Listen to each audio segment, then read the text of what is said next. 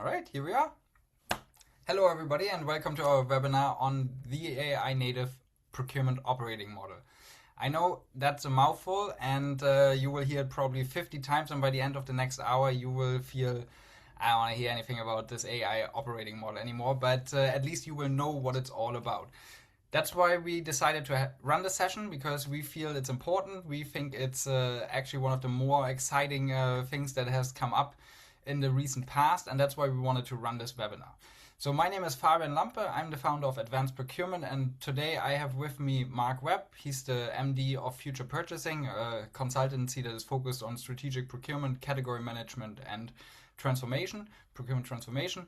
And I have with me Konstantin von Buren, who is the co-founder of Procure AI, basically an AI specialist for procurement. And they will both have time now to tell you a little bit more about themselves. But why did we come together as this group? Because jointly we have for many years thought about operating models, and for many years we have thought about AI. And so we felt it's a very nice connection to come together and actually think about it in a very detailed and structured way. What does this mean for it? And that's what we want to share with you today. We've also written a white paper that will come out in the next couple of days. And you will, because you signed up, receive an email on that. But that's where we go really deep. Today we just want to give you the overview and what we believe are the most important elements of it. So we have only 60 minutes. It's a massive topic and we could talk about this for days. So that's why I will skip the Q&A part for the most part throughout the webinar. If you have any questions, please nevertheless put them into the Q&A. We have some time reserved at the end, and if we don't get to it, I will just try to answer them afterwards via email for you. So that's that much for housekeeping. Now, in order to make sure that this is really an efficient session for everybody today, and everybody can really follow this, we decided that we want to quickly talk about, first of all, what the operating model is, because I remember from my times as a category manager, I was thinking like, never heard of this. What does this even mean? How does this work? And I think it's important that we get that one covered first. So Mark will tell us about that in a moment. And then we will do the same thing for AI and agentic AI. Because again, even though for the last 2 years we've heard tons about it, it is not something where everybody has that top of mind. So let's do those two things first, because I think then it will become a lot more relevant for all of you to understand for each dimension, what does it actually mean. So with that, Mark, if you wouldn't mind saying like hello, a little word about yourself, and then tell us what is a procurement operating model. Okay, great. Thanks, Fabian. Yeah, I'm Mark Webb. I'm the managing director at Future Purchasing, and our focus really is, as you said, around strategic procurement, category management, supplier management, negotiation, etc. But also within a transformation umbrella, because there's still lots of people that probably haven't embraced category management and strategic sourcing as much as they could have done. So that's our focus, and the operating model piece is a really key part of it. We've built one. The one you can see behind me is around category management specifically. But this one here is one that we developed over a number of years, a number of iterations, and it's got 6 elements to it. So, starting with strategy, where's the direction of the business? What is fits within that is vision and objectives, that sort of piece. And there's a number of breakdowns within this as well. Do you want to go to the next one, actually, Fabian? So I think it'll probably be easier for people to make a sense of it. So same things, 6 things down the left-hand side. So strategy, vision, ambition, the governance you've set up around the function, how you get things done, how you make decisions, how you track things internally as well. And then procurement planning, the way that you align with the business, specifically around the annual planning cycle. And then performance management, a bunch of things in here. This is sort of level 2 you see in the boxes. There's level 3 as well that sits underneath it, which really starts to drill into the sort of detail. I think one thing I would say is there's a lot of organizations, they do have a strategy. They tend not to, and they have an organization structure, which is the 5th one down there, but they don't tend to group all of these things together. And something that we were very influenced by was working with some consultants in the past that had worked with a STAR model, the Galbraith STAR model. And this is really inspired by a bit of that. And it's really the connectivity that we like in the model. So you can start moving things around, but it has repercussions in other areas. So that was what the original thinking was, and this is a bit of a build on that. Going back to the list, business engagement, really fundamental. How do we get senior exec support? How do we do communications? And our collaboration and co-creation sort of ethos that for us is really important. If we're going to get to all of the value that's available, it's not going to be done by procurement in a silo. And this is definitely going to change over time as our focus becomes much more around this area. And then operational service levels, what are we doing to make sure we do what the business needs us to do and the right performance level. Process and toolkits, there's obviously capability toolkits. These are really the strategic ones, Catman, strategic supplier management, etc. Process documentation, and this is an area I think we'll talk about a lot today, around how we document processes, how we see them integrated and working together. And then we've got process operationalization and continuous improvement as well, which is a key part of the procurement operating model.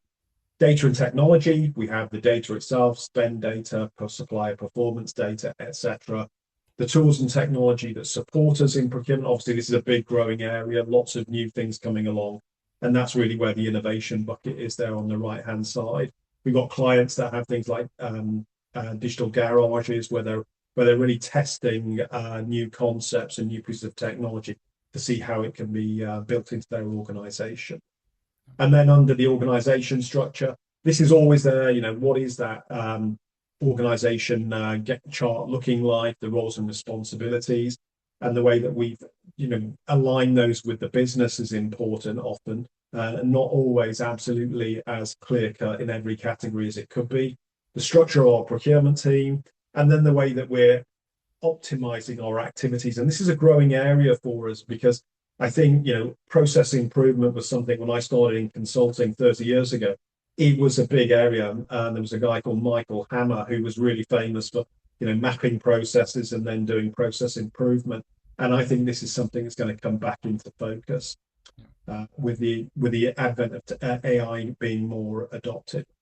And then capability and mindset, it's about the leadership team, it's about the capabilities of our procurement team, about the mindset, what's the art of the possible, what role should we be playing, and what role maybe do we play at the moment, and those things are going to change. And then learning and development, how do we build a learning capability into the organization, and how do we develop the function and move people around and give them the kind of experiences that are going to build their capability through a development route. So that's it. It's a holistic model, and there's a lot of things, and I was trying to count them earlier. There's probably well over 100 underneath all of those different boxes of things you could consider. Not because you need to do them all, but it's just an awareness of them. And I think, as I said in the intro, like when I first started in procurement, this is a CPO topic usually, like where it's very high level, where they need to think of all of these, because I think this interaction or interdependency between the different ones, that is the part that we will focus on a bit more today. But that is also the part that is very often forgotten because I was in FMCG, and I always said that company put the F into FMCG for fast, because it changed so often. And whenever there was a new change announced, it was usually just focused on removing some people around on org charts, but nothing else ever changed. There was no process change. There was no difference in the way of workings or anything. It was just like, you now report to somebody else. And I think that's why this operating model topic very often has a bad or leaves a bad taste in people's mouth, because they just associate it with this one dimension, which is important, which is a result of all of these others. But we wanted to just make sure that everybody understands that's one component, and that component is obviously very important now when we start talking to AI. I think if you want to go a little bit deeper on that, I think on the future purchasing website under insights, you can find for each dimension like a deep dive blog that really goes into it. But as I said, we're also picking back up on that topic in that upcoming white paper.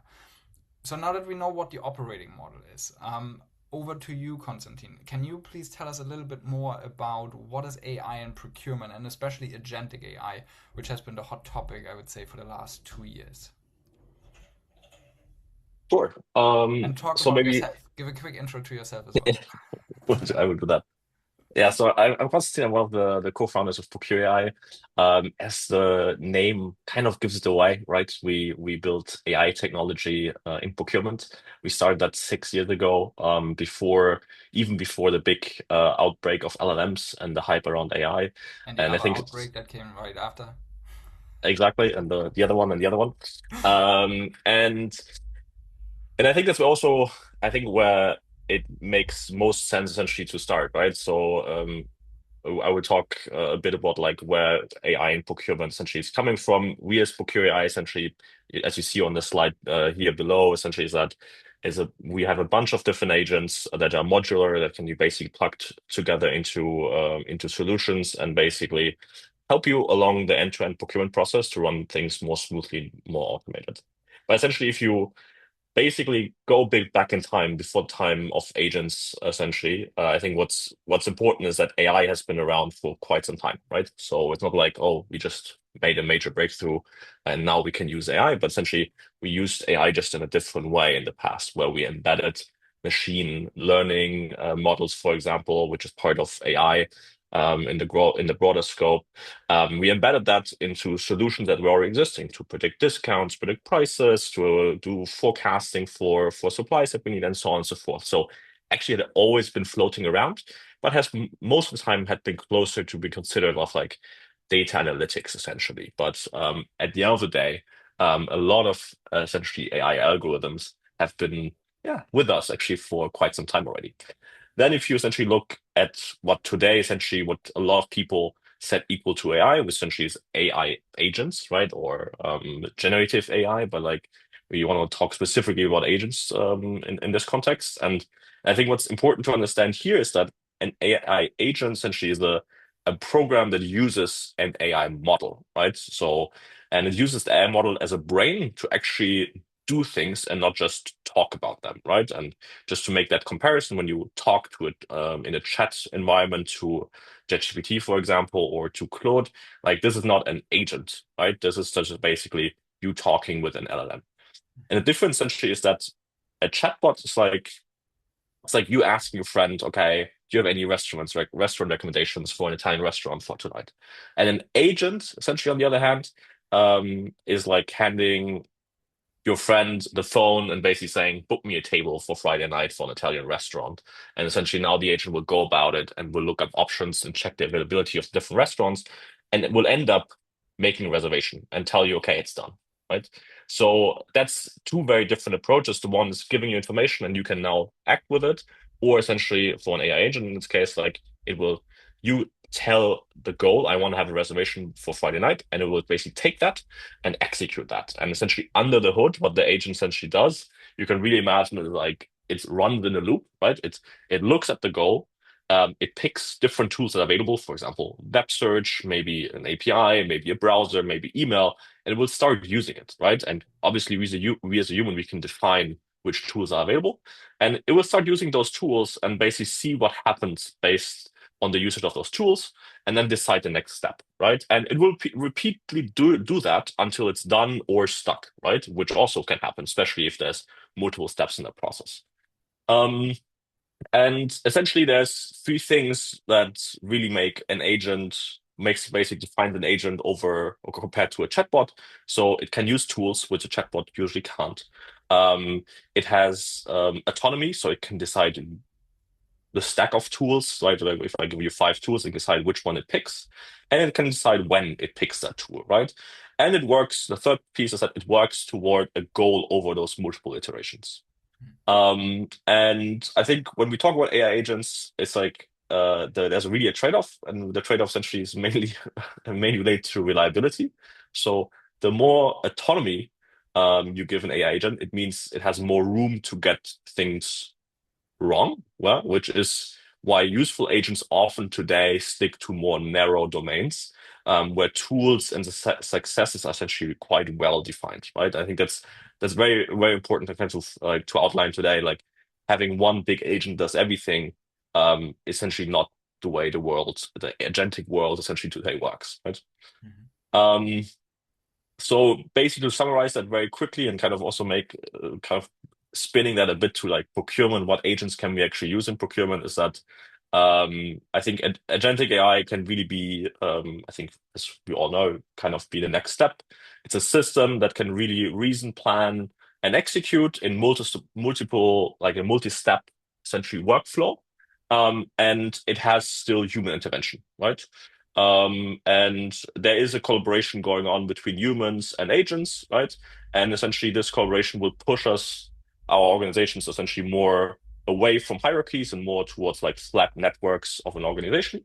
And we can already see today how agents are used. For example, if you use an intake agents, you can massively reduce the order processing times for a procurement department. We, for example, for this specific agents, we see reductions up to 47% in that for those processing times. If you look, for example, at agents that automate the tail spend, so within autonomous sourcing, you can save up to around about 5% of your tail spend by letting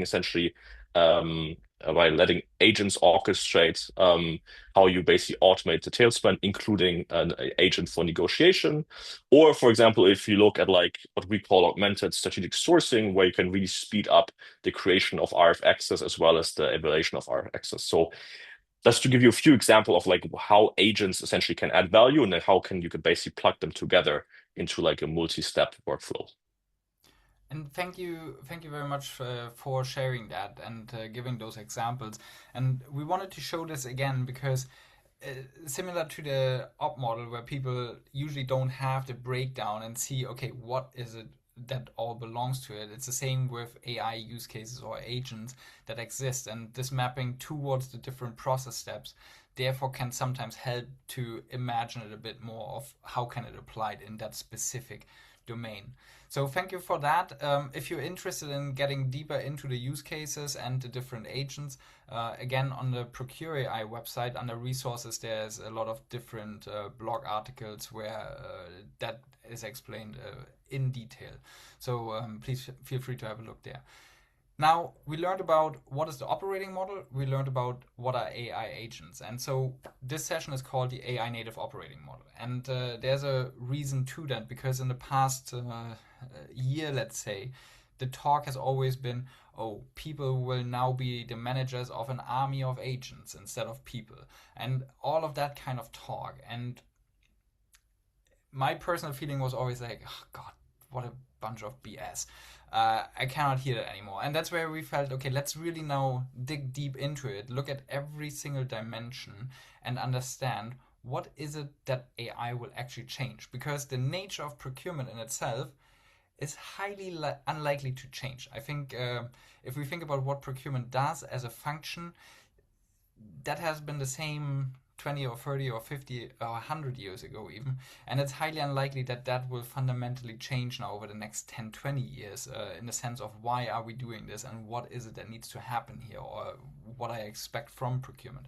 And so with this kind of mindset, we really wanted to say, okay, what is an AI native operating model? And you very often will hear AI enabled or AI powered, which are slightly different terms, but if you go into the definition level, they actually make a big difference.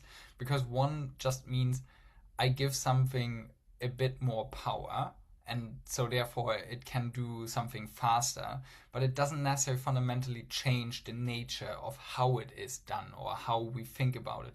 And I think this is where the AI native operating model term came from, where we said, okay, it actually changes the way people think, the way people act. It's becoming a new organizing element of that operating model. Because instead of like just taking each dimension, like and thinking them through first, every single time now we need to think about how is AI actually impacting that? What is it doing to it?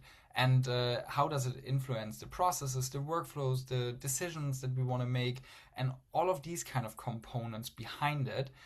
And once we do that, that's shaping the operating model into a very, very different direction. So that's what we did at length in our white paper. But for this session, we just wanted to really go through a couple of the dimensions and share a couple of design principles that we have developed in order to do that efficiently.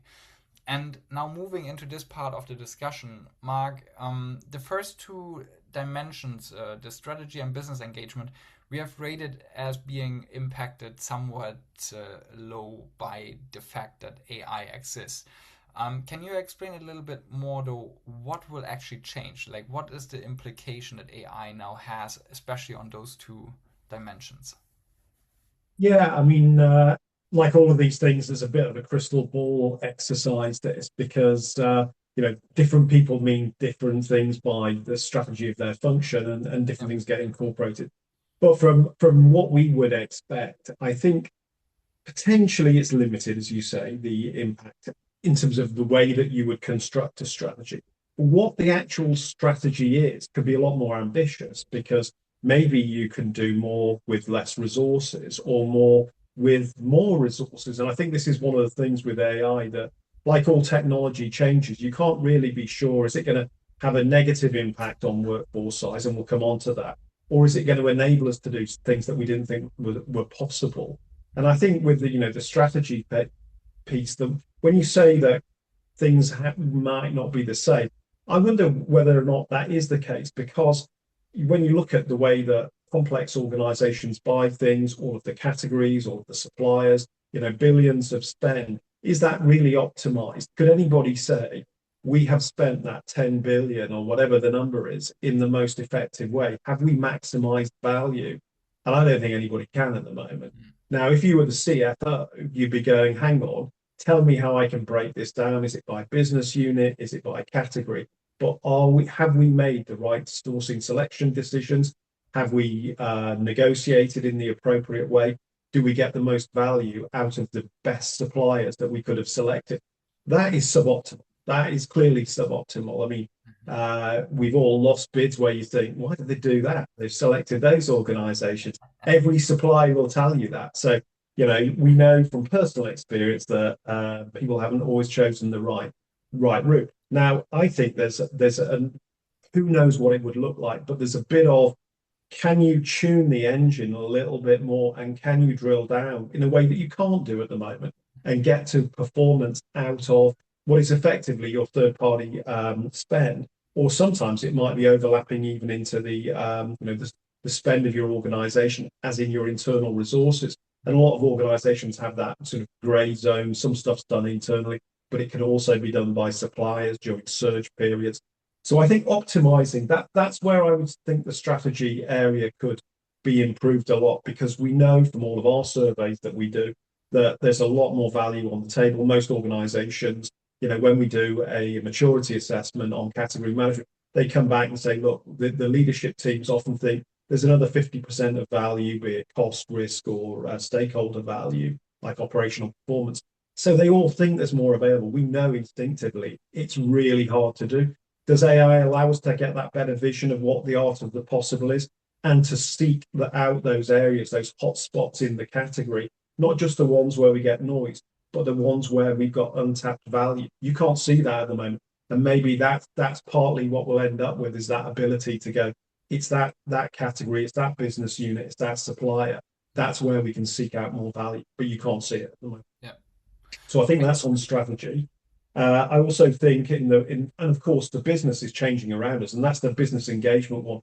We can do this in a silo as procurement, but the question is, what is the business actually doing? How is it using AI to evolve? And how do we even keep up with that?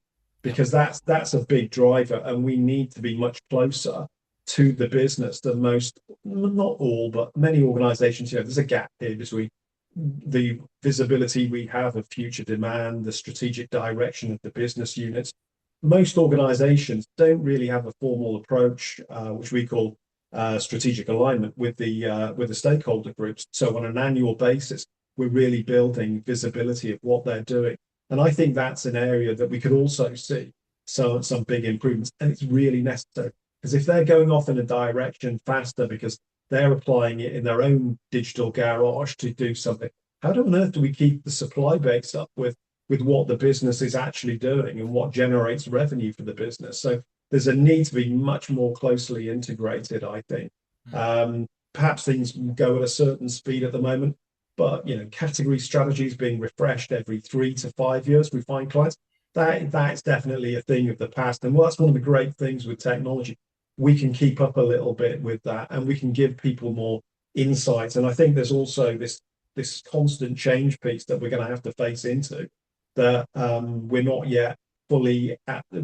We're almost walking when I think we'll have to run or at least break out into a trot, and the business is doing the same. So things may well speed up, but again, it's a crystal ball really to try and project too far into the future. Let's get back to that question on constant change because I think that's I was just reading something about it on Monday that I thought was quite interesting. So, but let's keep that later to how to act, like when we talk about how to actually go about it now. Konstantin, what is your take on these two dimensions? Where do you see the changes? Yeah. I think really interesting, Mark, what you just said, because I think business engagement is actually one of the most interesting columns as part of the operating model and how it's impacted by AI, because it's so counterintuitive, right? Yes, we basically the way we engage the different stakeholders, we have now also essentially agents as a new stakeholder in the game, and yes, essentially that's something new to learn. But what's even more interesting, in my opinion, is that there's kind almost feels counterintuitive, right? Because what really will happen is that AI will make what we do as humans in terms of communication and engagement even more important, not less, right? So, how we are building up trust, how we influence, how we bring stakeholders together on the journey, and essentially all the stuff that an agent cannot really do, but we have to do in a human interaction, human engagement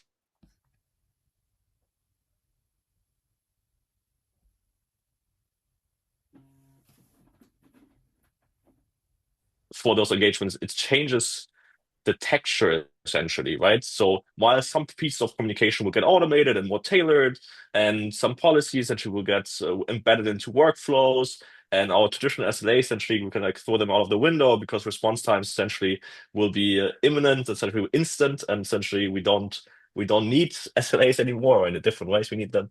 But essentially all of that routine work gets absorbed and it frees up procurement essentially to really focus on that high value collaboration, Mark, that you were mentioning, in my opinion. And that's why I found it so cool, because like intuitively would say, oh yeah, and now all the communication gets essentially is being done by AI. But no, it's exactly the opposite, I think, that we need to do in order to make that work, right? So, and then on the other piece, essentially, is like on the strategy, I think where it's also, I think, very important is I think it's very clear that AI doesn't replace strategic work um, on any level, right? It removes everything that was basically holding us back or was basically getting in the way of doing strategic work, right? But it doesn't replace that. So if you look into detail then of how AI essentially can help us on strategy, because it still can augment the way we approach that topic. And it can help us how we execute that strategy that we have built, right? But it's not going to help us much on like building the strategy by itself, right? Um, so if we look at the two pieces, I think is like the the execution will get more and more automated with AI agents, but basically the strategic work around categories, etc., that's where we need a lot of expertise that the humans actually need to bring to the table. And obviously they can use AI on and basically on like helping them write that stuff down and help them structure it and so on and so forth. But the piece of like really the core expertise that still like will, in my opinion, stay very much unchanged. And I think the AI will help us essentially in the execution of that strategy at the end of the day. I just think that we need to be a little bit careful because like this execution and the actual work on strategic procurement topics, let's say, that's more like a process and toolkit question and challenge. Whereas the strategy dimension is really more about like what is my procurement objective? What's the planning and engagement? What is the governance that I want to actually drive through this organization? And I think that's the part where yes, the foundations are set, like everything below depends on what we define there. But especially like what I really like about the governance one in strategy is that before we had relatively strict governance models. Like we had a definition of what is a threshold for procurement involvement and what is a threshold where you need to do one bit versus three bits and all of those kind of things. But it was very much that. Those are like two, three, four, five little things that we specified. Whereas now, because we had a challenge to communicate them, right? Whereas now, going forward, we will be able, in my opinion, to really become a lot more targeted and tailored, because it doesn't matter if we define 1,500 different ways and define one engagement model on a category level, even, because we just feed it into the system as the central intelligence layer once, whereas it gets surfaced when it's needed. So I think that is really one of the big changes that I see, that it has on the strategy level dimension of how I can execute that. But it doesn't really change the fact that, while I set my objectives, I define who I am for this organization, how I define value, and how I operate. So I think that to me feels like that will not really fundamentally change, because if it would, that would mean that procurement as we know it would go away, and that's not something I see in the foreseeable future. Whereas on the I business think one other engagement, thing also, Fabian, sorry, on the business engagement side is the way that people will be able to more easily, you can do it now, but breaking down all the initiatives that procurement's doing and making it, turning it on its head to say, well, what does it mean for the stakeholders? Possible to do it, people break down savings, and it's a hard work, and people, have to do it, and which will be attributed to that part of the organization. But being able to show people all of the activity that you're doing for them, and then say, actually, and also we need more resources to help realize this. That visibility, I don't think with stakeholders is there currently. And you might need, X number of hours to help with a particular implementation of a work stream. These things often get blocked and they're not visible. I think this might help just make everybody aware of, those not optimization, but the actual where we need to put focus resources to implement things, because they often ideas get stalled, and this will make it visible, I think, or help to. and I think, like, the other element on the communication side is that, I mean, we often talk about late involvement and early involvement. We talk about having an intranet page as like the place where people need to go in order to learn about our policies and all of that. And so all of the communications part, I believe, has a huge opportunity to change and for engagement to become more frequent, really, and more ad hoc Yeah, versus just being planned, because like business stakeholder engagement planning often, or business engagement planning often depended on, yeah, we have like this quarterly reviews or monthly or whatever cadence, but the in between was not really something that we managed. And I have a marketing background, so I'm always like, hey, do you have a communication strategy as a procurement department? And the answer is usually no, we don't. Why? um, and so again, now through chat, and especially through people not chatting with us but chatting with, for example, the co-pilot that was enabled on the organizational level, we can feed that our knowledge as well. And so therefore, like, the engagement with procurement changes and becomes a lot more focused and individualized than it was before. So I think that's, again, even though we colored it in lightly as the big impact, because again, in comparison, I think it's light, but it nevertheless has a big impact on how we engage. And Konstantin, just before we move on, I know I'm already starting to get stressed a bit about time management, but one thing, that because you work for a startup, and we usually talk about big organizations here, but one of the discussions around how other teams in sales, in development, are changing already, gives a little bit of an idea of what Mark mentioned earlier about what is the rest of organization doing, how are they adopting AI, and how is their world changing. That again has an impact on the rest. Can you just give a little bit of an idea of that? Just to answer like the question correctly, you mean that how that At also Procure impacts AI now in at your in yeah our company? Yeah. yeah Um, yeah, I think it's interesting because like we work with enterprise companies, right? And obviously change management is a big topic whenever there essentially when we talk about automation, when we talk about digitization, and so on and so forth. So and the reality is actually that we also see change management that we have to do in our company, right? Where you think, oh yeah, like a startup, like you always work at the forefront, and we do, but essentially like there's quite a few areas within let's say our startup, where we are adopting over the last essentially 3 years AI work, essentially AI processes left and right. I just give you a few examples, but like um, today, when you like in the past, when you were developing a new feature, right? What you would do, a product manager would essentially talk with the client, talk with like all the different stakeholders, essentially define the requirements of that new feature and like how it fits into the existing product. And then it would take those requirements and essentially would speak with a designer and say, hey, dear designer, can you essentially, I have these requirements, like how do we bring this together in our product? Where do you see it fit? Can you basically draft a few designs and how can we can make that work?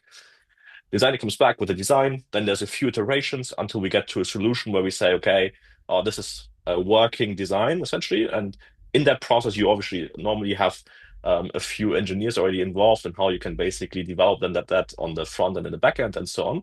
And then once everyone is happy, essentially it's handed off to engineering, and essentially engineering starts developing that. The reality today, essentially, a lot of this iterative process of like how to get to a working design essentially can be done by AI. So like product managers essentially need to have much more subject matter expertise of like how, like in our example for procurement, like we need procurement experts now in product management roles that understand essentially what in detail what these requirements are, how they basically fit into the day-to-day workflow of the user, and how they essentially need to look like in practice. And essentially, it's almost like the product manager today. Yes, there is a design framework, but essentially directly communicates with an AI, essentially in our case with Claude, and basically builds a working prototype, right?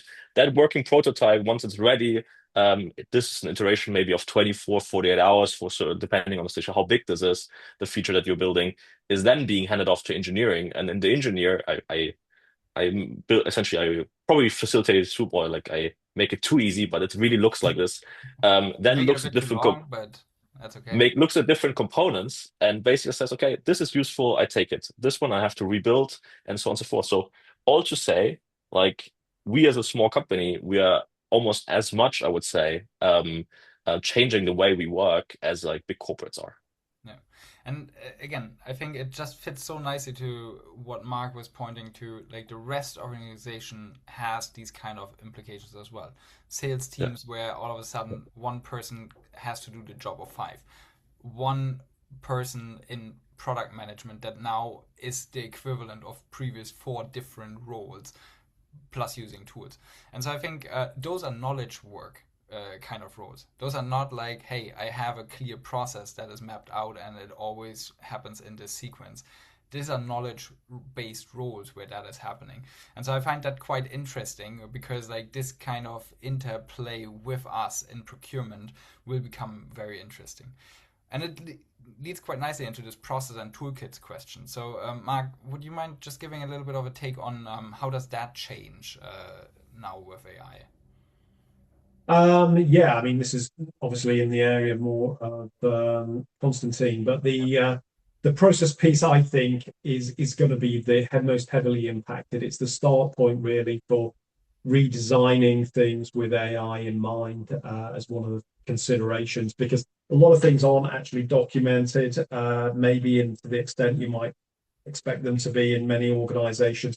People make things work, and that's not because they're then following a procedure or necessarily certain things they will be, and others it's pretty ad hoc. And I think this is one of those things where how long do people take to do things? If you go to procurement outsourcers in the past, yeah, people I know worked for them didn't particularly enjoy it because it was like you have this long to write the business requirements, this long to do this, and it was like some sort of scientific management approach, and really was time and motion. And I think there can only be a little bit of that sort of more analysis going on. How long do we spend doing things, and does it all add value? And most of us will know that there's areas where sometimes we get a little bit distracted, other areas where we don't do it enough. So I think maybe that whole process piece will be a big focus for people.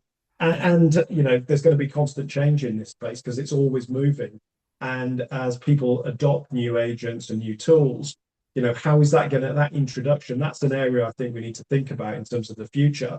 How much change can people cope with? What is if you're going down a blind alley doing a POC, how much of your time can you do that? You can't afford to as a business to do loads of those things. So there's lots of considerations in the process phase. But I think on the strategic toolkits, yeah, there's that's moving very quickly. We can see, the enablement and the interest of people in that, as well as the sort of sourcing activity and transactional stuff. There is a role to play at the top end as well in terms of the strategic stuff, but it's not massively changing the way things are done at the moment, I don't think. But again, it comes back to what I said earlier about what's the art of the possible. What could we imagine in a future rather than taking a 5-step Catman process that exists? How could those decisions and those opportunities that come out of it? How can we get there faster? Is something we need to think about. I think it's not at this stage. There's no silver bullet with it, but it's definitely improving. Yeah. Konstantin, processes are one of those areas, as Mark just pointed out, that especially for an AI company are quite interesting. And just before we come to you, Mark, you have been doing this for 25 years now. How good in general would you rate procurement teams at documentation of processes? Yeah, it's one of those areas probably hasn't been invested in as much as it can be. I've still got a book on my shelf from 1994 when I went to a major oil and gas company when I was at Price Waterhouse, and that was fantastic. I mean, they documented everything, but it probably sat on a shelf like it sat on my shelf. I keep looking at it as a bit of guilty pleasure, but It's right I next to think the it Bible. is. Yeah, it's not really, many things aren't documented and they're not process improved in the way that they could be. And I think that's going to fall out of this whole AI piece. You're going to have a documented. What are we trying to improve by the advent of an agent? Some of it will be. It's not even worth calculating. We know instinctively it's right, but there will be other areas where we have to persuade people it's the right thing to do, and there's risk associated in some activities as well. So how do we manage that risk?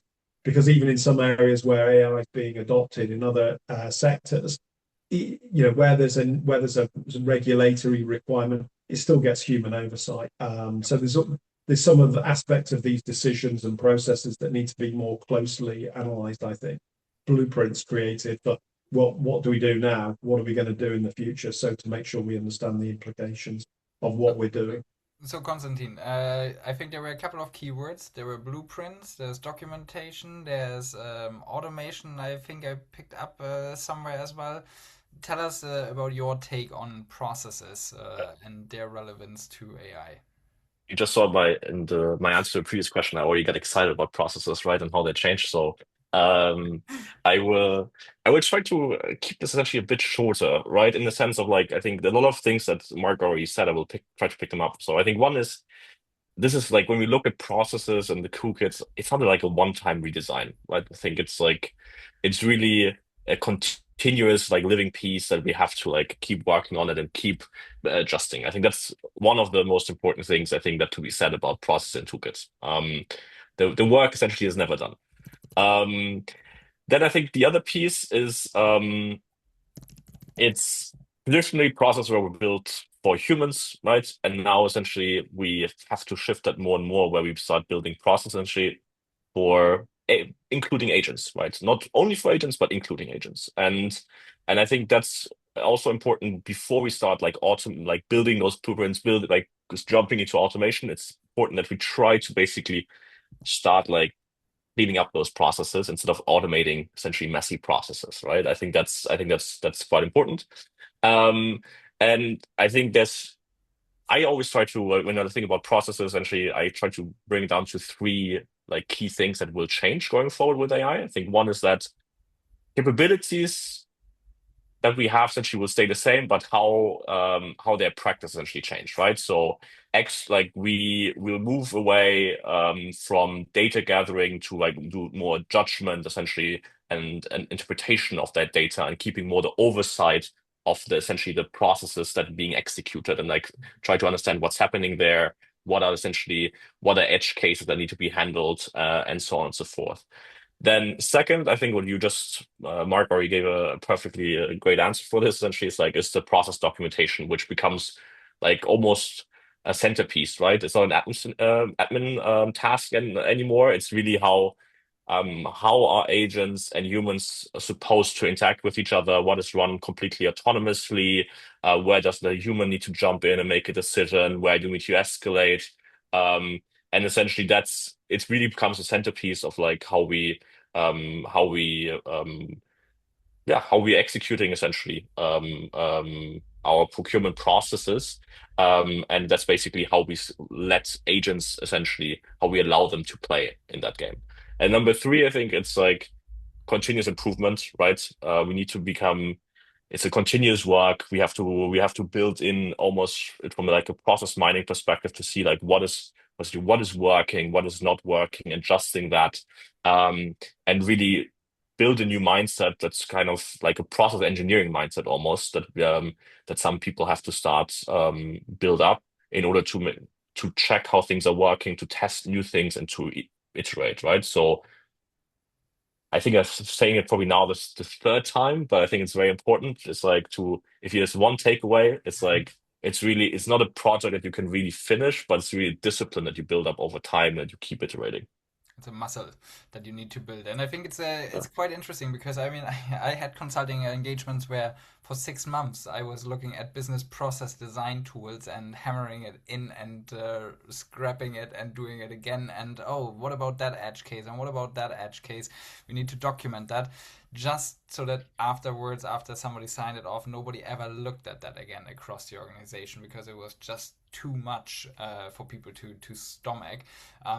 And there was no immediate, functional or operational kind of value to that. I think that is really going to change because now think of it more as a kind of instruction element to those agents that they need, just like a work order that you had before, where you had to, or work instruction that you had to give somebody.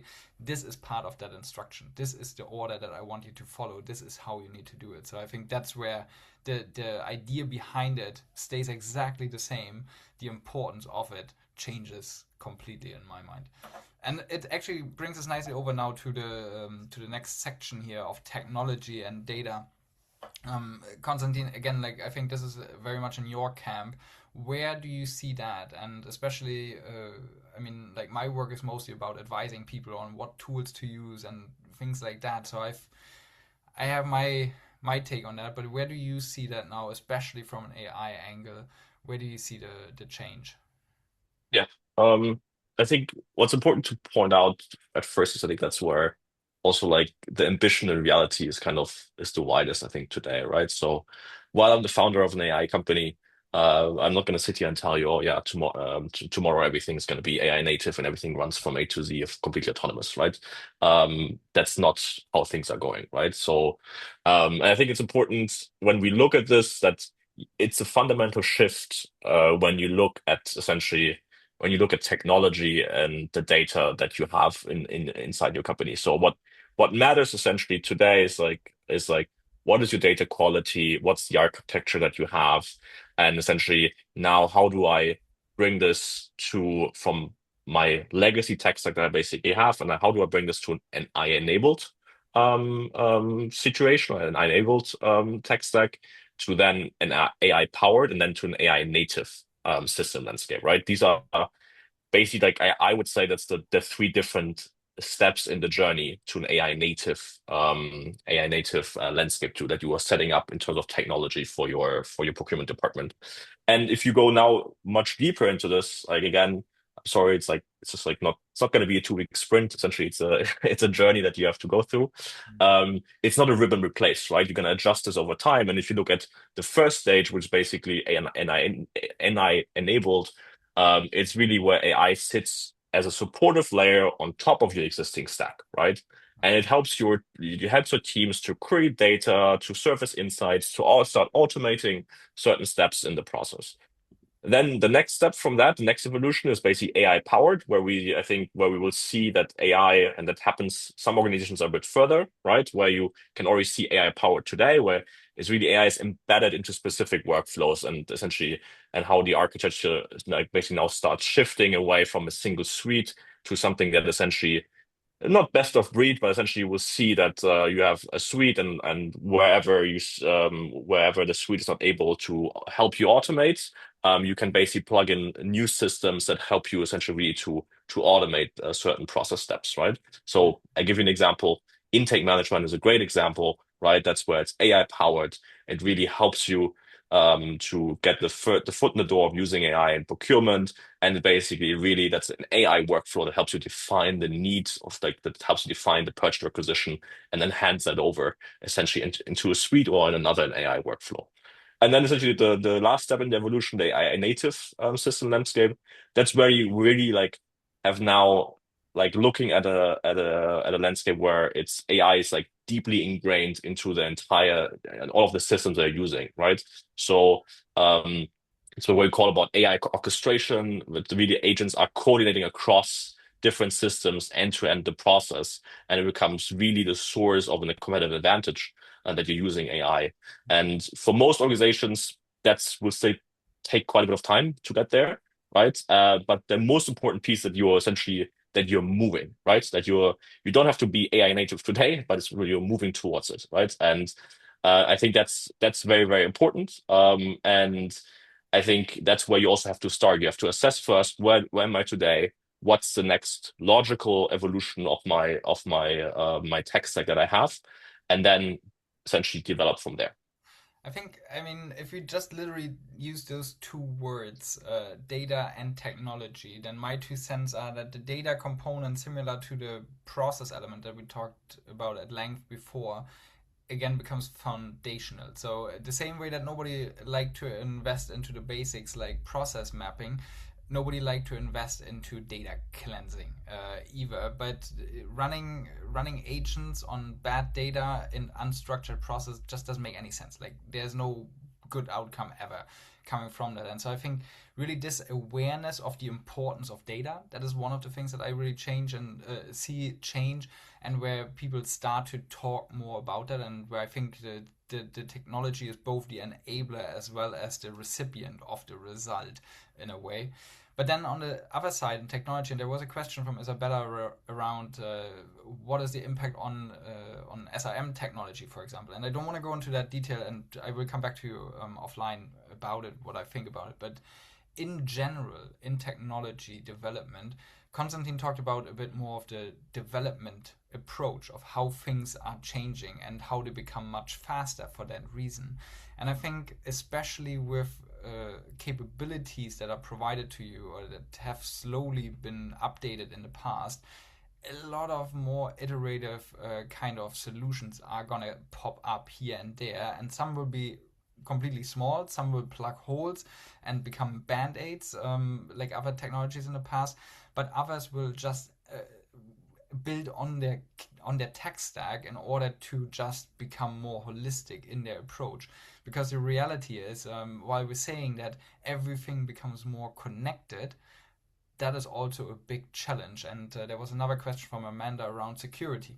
And every time you have to pass something over from one to another, that's a potential risk as well. And like we had a discussion around a website that was crawled by hundreds of thousands of bots the other day, just because of a mistake in the script.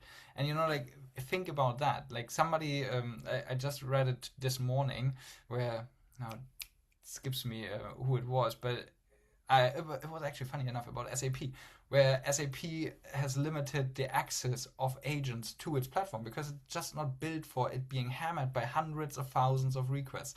And so I think we will see a lot of change in this data and technology space going forward. Now, because time is running, the next two dimensions, I think, Mark, I would like your take again, because this is really more about the organization structure, which is one of the areas that obviously everybody is most interested in. And in the white paper, we spend an entire chapter on that. But what's your take of how is that changing, the organizational structure, but also the roles that we see and the skills that we need in order to be successful in this space? Yeah, I'll build on the data piece as well in this, because the org structure we all expect lower value tasks are going to be removed, will be diminished in some way in terms of the effort and resource they absorb at the moment. And I think the the chances are we're going to see a lot of positive growth in the areas if we do this right. When I read an article in the FT last week called AI job apocalypse, it was called. And it was essentially saying that, when new technology is involved, it doesn't mean that the jobs go away, the jobs diminish if there is latent demand, pent up demand for something. So when software becomes easier to code than it was in the 90s, the number of software jobs has massively increased because there was pent up demand in the marketplace for that. And similar with some sort of healthcare diagnostic type things where AI enables massively more people to access those services. Now the question is in procurement, can we make it such that we go, actually, we could do all of this value creation work, this creative stuff, the sort of joining of the dots across the organization and the supply base. If we can get in that mindset and we're generating a massive ROI from it, then why wouldn't people support that? So I think the organization structure, the blend of skills will change away from the possibly more of the traditional sourcing, negotiation, contracting, but with some ability to oversee whatever's being done and to do some of the higher value stuff. This is what you would anticipate would happen. And then the capability and mindset has to follow suit. We want people who are really good at data. We need to have people that, instead of just going, it's spend by supplier, by location, by category and subcategory, going down another layer of detail and start to ask the questions to go, why are we doing that in that location? Why are we using those SKUs or those particular services when over here we don't do that? And the rates are much different. The comparisons, this stuff isn't still not being done in many organizations by the category manager. It's the sort of thing you'd do if you were the site buyer, Yeah. like I did 30 odd years ago at a refinery. I had somebody, an engineer, sitting alongside me who explained the patterns in the data. I think we're going again to see again that a lot of that sort of skill set AI might enable from people who are a bit more distant from being, close to a location. So that AI sort of prompted piece around data familiarity and comfort and being, looking for those opportunities in the data is really key. And I think also being, much more focused on strategic in general and looking for value is what we'll be doing more of. And that's nice because I mean, like most people, like they nobody enjoys typing in stupid things, right? Or like copying things from tool A to tool B. Like it's not like anybody will be sad about not having to do that kind of stuff. Hopefully in the future. But Konstantin, do you see anything else that is changing there? I think it's also, I think, pretty very good summary, is to be honest. Like, I think the most important piece, I think, is that yes, the organization will change, the skill sets need to change, but this will happen over, it won't happen overnight either, right? So there's time to get just adjusted to that. Um, the big hope with AI essentially coming is obviously that productivity goes up. Usually, when productivity goes up, it often means that teams are getting smaller and jobs essentially change, and that means essentially skills that matter are shifting like that over time. And I think that's exactly that has happened in different ways in other industries, and essentially it's now happening to knowledge work, including procurement. And I think that's exactly the type of change that we will run through. How exactly that organization essentially then will look like in its details, to be honest, nobody exactly knows, and we will have different types. Like everyone will come up with their own. So if you see organigrams out there of like, oh, this is the future of a procurement organization, there's probably some truth to it, but it also doesn't mean that's set in stone. It has to be like this, right? I think that's also very important to not basically overreact of like, oh, if my organization doesn't look like this, I'm lost, right? So I think um and so as we talked about before as well, I think the foundationals of the technical skills essentially that you have to build up, that's that won't change. You have to keep doing that. But also the soft skills, as we talked about before, will become more and more important. So I think focusing on these two things, I think is like the way to go if you look at the skill set. And I think like we actually have an AI academy for procurement. I think that it's a free resource out there if you're interested to sign up for it. It really starts like helping you to train and get more familiar essentially with AI and procurement. I think that's a great starting point, to be honest.